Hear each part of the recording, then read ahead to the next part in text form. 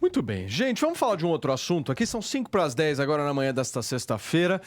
De um assunto que a gente já repercutiu várias e várias vezes aqui no programa, mas temos um novo capítulo. A Ju Oliveira, ex-assistente de palco do The Noite, que trabalhava com Danilo Gentili, ela tomou uma decisão de adiar uma ação civil contra o SBT por negligência nas acusações de assédio envolvendo o apresentador Otávio Mesquita. Segundo o advogado dela, a prioridade agora é a denúncia criminal que tramita na Polícia Civil. A Juliana acusa o Otávio Mesquita de violência sexual durante uma gravação no ano de 2016. O SBT nega a omissão e o Otávio Mesquita diz que a acusação é um verdadeiro absurdo. A artista alega que a emissora ignorou 2 denúncias formuladas na época e essa ação civil deve ser protocolada após o desfecho do caso criminal. Vou trazer o Rick aqui para a nossa conversa, Rick, para entender um pouco assim. Quais foram as razões, na sua avaliação, que levaram ela a adiar isso? Na minha opinião, ela sinceramente não sabe o que está fazendo. Desde o início que essa denúncia estourou justamente na Folha de São Paulo, causou estranheza. Lógico, não fui eu que tive o Otávio Mesquita vestido de Batman sarrando em mim. Mas que causa estranheza, causa. Porque apesar do compliance do SBT realmente ser muito ineficiente, causa espanto que a nova gestão da TV, que é composta majoritariamente por mulheres, não tenha se importado com algo aparentemente tão sério. E agora ela querendo escantear o processo contra a emissora para focar no processo contra o Otávio, dá uma impressão ainda mais esquisita para esse caso.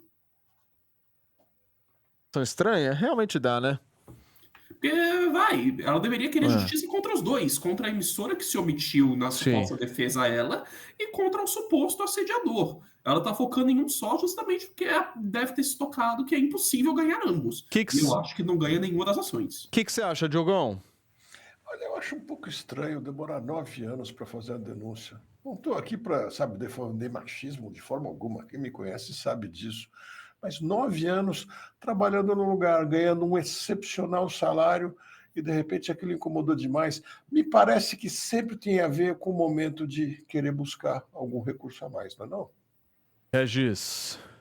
Olha, lamentavelmente, esse é um caso que inclusive, um caso... A única diferença é o fato disso ter sido transmitido pela televisão. Porque, na verdade, tem gente folgada o tempo inteiro, tem gente que assedia o tempo inteiro. Agora, a Juliana, ela só entrou com essa ação depois que ela foi demitida da SBT. Isso é muito relevante.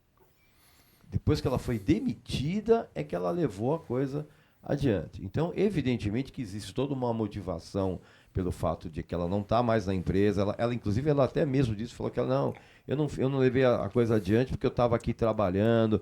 Então, assim, tem sempre uma justificativa para determinadas ações. Agora, eu, particularmente, penso que essa ação não vai dar em nada. Você acha que não dá em nada? O que você acha, Olha, Lala? sinceramente, as denúncias precisam acontecer, mas depois de 9 anos, depois de uma demissão, a questão da demissão, né, em seguida, fazer a denúncia leva a descrédito. Agora ela tira parte do processo, mais descrédito ainda. Eram outros tempos, não estou justificando que deveria acontecer, mas eram outros momentos. E chegar perto quase, né, do processo terminar 9 anos, o que iria caducar depois de 10 anos? O que iria acontecer? Por que tanto tempo ela esperou para fazer uma denúncia? Eu acho que o mais chamativo dessa história toda, me corrijam se eu estiver errado, mas eu acho que é fazer no momento em que é demitida do SBT.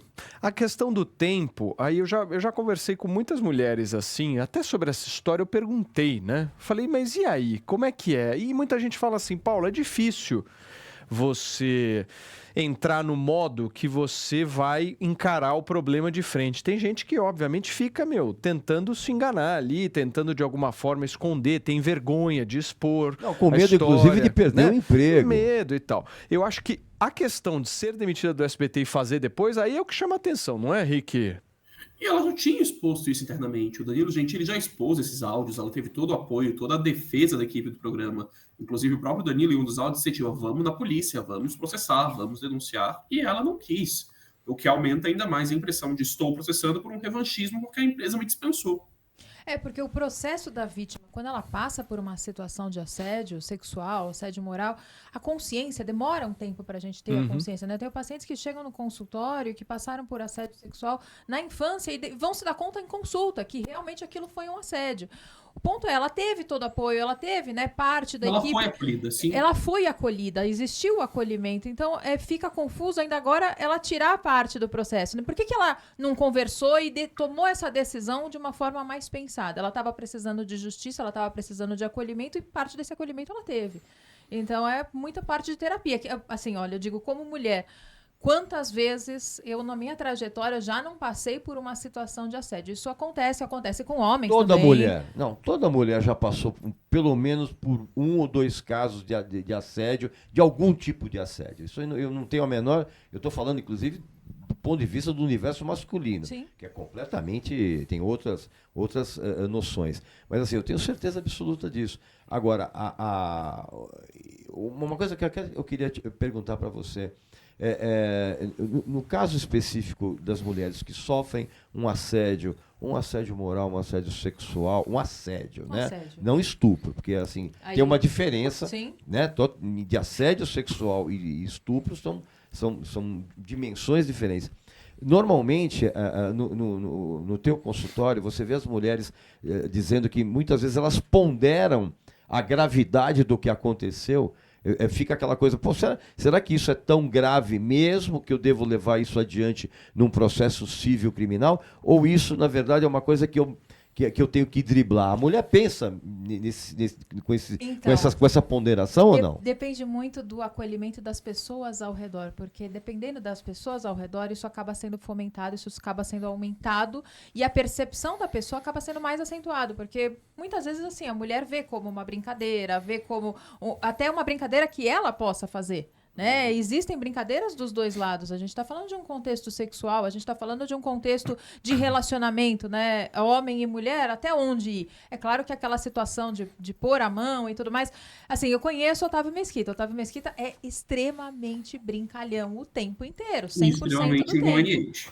Inconveniente, exato. Chato pra danar, meu amigo, mas é chato. Então, a gente tem alguns pontos aí a se levar em consideração e talvez ela, né, de alguma forma deveria ter sinalizado e falar, ó, brincadeira acabou aqui comigo, mesmo que tivesse no ar, mesmo que tivesse num ao vivo, se aquilo incomodou ela nesse ponto. E é o que as mulheres precisam fazer.